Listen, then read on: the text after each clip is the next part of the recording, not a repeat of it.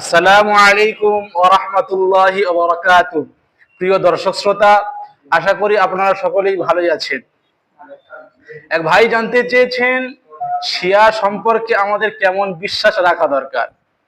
ভাই খুব সুন্দর প্রশ্ন জানতে চেয়েছেন। এর উত্তরে বলবো যে মুতলাক ভাবে প্রত্যেক শিয়া কাফির নয়।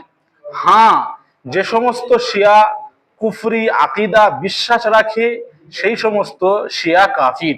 যেমন কোরআন শরীফের পরিবর্ধনের প্রবক্তা যারা এবং উম্মুল মুমিনিন আয়েশা রাদিয়াল্লাহু তাআলা আনহাকে যারা জিনার তহমত প্রদান করে এবং যারা আবু বকর সিদ্দিক এবং ওমর ফারুক রাদিয়াল্লাহু তাআলা আনহুমাকে যারা তাকফির করে এবং যারা আলী কাররামুল্লাহু ওয়াজহাহুকে যারা নবী হওয়ার প্রবক্তা এবং যারা বিশ্বনবী সাল্লাল্লাহু আলাইহি ওয়াসাল্লামের শানে গুস্তাখি করে সেই সমস্ত শিয়ারা কাফির, খারিজে ইসলাম।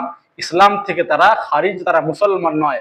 হ্যাঁ, যে সমস্ত শিয়ারা এই সমস্ত আকিদা বর্জন করে, রাখে না, যাদের আকিদা স্বচ্ছ, সেই সমস্ত শিয়ারা কাফির নয়, তারা ইসলামের মধ্যে শামিল। আশা করি বিষয়টা বুঝতে পেরেছেন।